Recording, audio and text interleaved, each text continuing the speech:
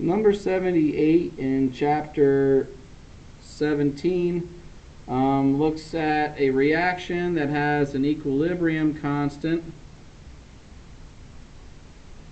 equal to 8.5 times 10 to the third at 298 Kelvin. We also know that this, for the same reaction, that we have an equilibrium constant equal to 0.65 at 755 Kelvin. Find delta H for this process.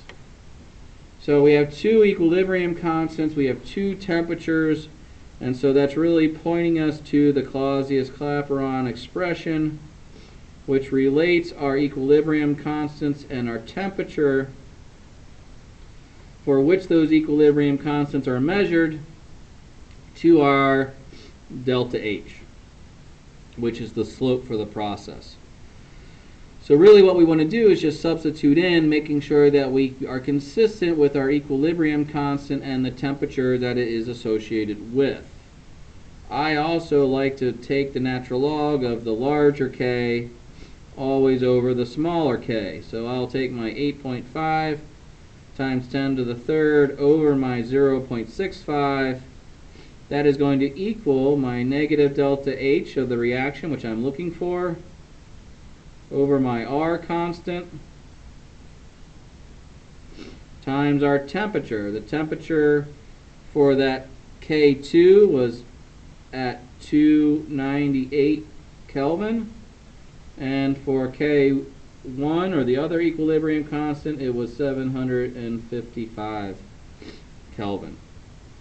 So basically we want to do some solvation here. We take the fraction there, we should get 1.3076 times 10 to the negative fourth. That's equal to our negative delta H over our 8.314 times the difference of these inverted temperatures, which is 2.031 times 10 to the negative third.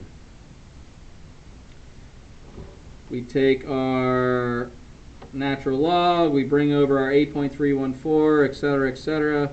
We should get 9.478, which is the natural log of the 1.3 times 10 to the negative fourth, times our R value over our difference in reciprocal temperatures is going to be equal to that delta H. And we had a negative delta H there. The natural log of that 1 is also a negative as well. And so those guys are going to cancel out. So we get a positive delta H, and that delta H is equal to 38,801.1 joules per mole Kelvin. That's because of our R value. Another way to say that would be 38.8, kilojoules per mole. So our delta H is 38.8 kilojoules per mole, or 38,800 roughly joules per mole. That is number 78, and how we use the Clausius-Clapeyron expression with regards to equilibrium constants and temperature.